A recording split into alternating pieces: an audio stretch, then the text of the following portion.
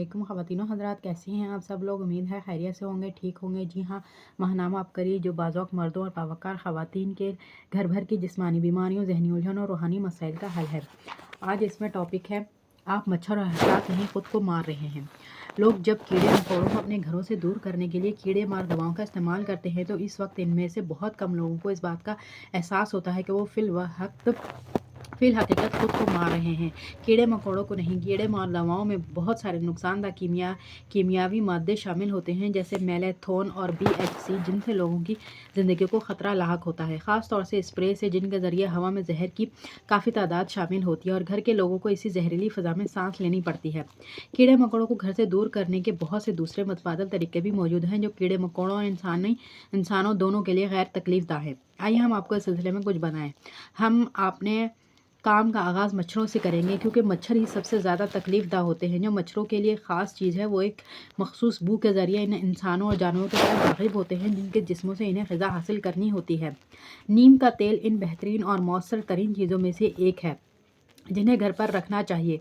एक इस्तेमाल शुदा मच्छर मैट लीजिए। मैट ख़रीदना बंद कर दीजिए, क्योंकि वो बहुत जहरीले होते हैं।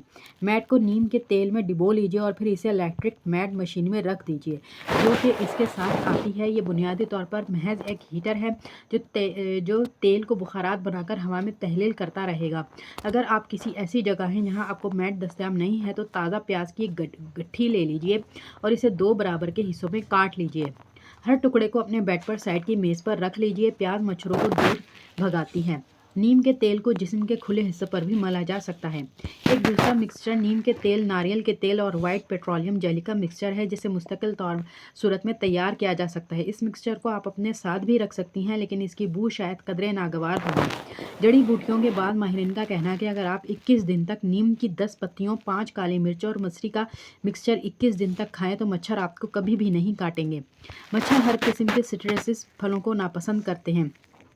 वो लीमू की घास तक को नापसंद करते हैं। अगर लीमू और हरी मिर्चों को घर में दाखिल होने के दरवाज़ों पर लगा दिया जाए, तो इससे मच्छर दूर भाग जाते हैं। अगर आप किसी जगह हैं जहां बहुत ज़्यादा मच्छर पाए जाते हैं, तो जब आप नहाने के लिए जाएं, तो पानी के इस आखिरी मग में जब अपने ऊपर डालेंगे, सिट्रोनेला ऑयल की चंद बूंदें मिला लें। अगर आपके पास इस वक्त सिट्रोनेला ऑयल मौजूद नहीं है, तो सिर्फ नींबू पानी ही इस्तेमाल कर लीजिए। इसके बाद कोई भी मच्छर आपके पास नहीं फटकेगा। सिट्रोनीला अगर इसके बुनियादी तेल से बनी हुई सिट्रोनेला शमें भी इस सिलसिले में बहुत ज़्यादा मौसर होती हैं। फिल हकीकत कोई भी ऐसी जड़ी बूटी जिसमें नींबू की तेज़ महक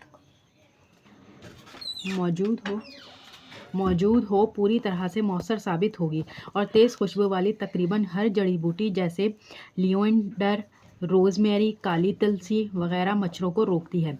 लेकिन सबसे पहले आपको इन तेलों का इस्तेमाल करना चाहिए।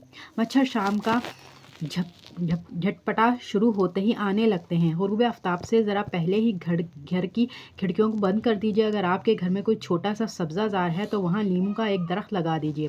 आप ये दरख्त ज़मीन में भी लगा सकते हैं, या इसे किसी बड़े गमले में लगाकर अपनी खिड़की या दरवाजे के बाहर भी रख सकती हैं।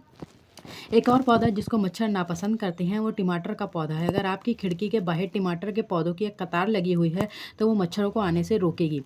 बाज़ नुकात एक और तरीका जो कि ज़्यादा खुशगवार नहीं है, यह है कोयले की आग पर नीम के पत्तों को जलाया जाए और फिर धुआं देते हुए पत्तों को कमरे में ले जाया जाए। अगर आपका यह दही इलाकों में जाने का इत्तेफाक हो, तो आपने देखा होगा कि वहाँ लोग जानवरों के बाड़ों से मच्छरों को भगाने के लिए यही तरीका इस्तेमाल करते हैं।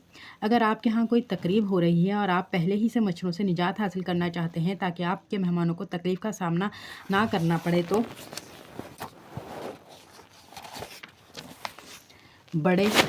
तकरीब से एक दिन पहले पानी में सिट्रोनेला के चंद कतरे मिलाइए।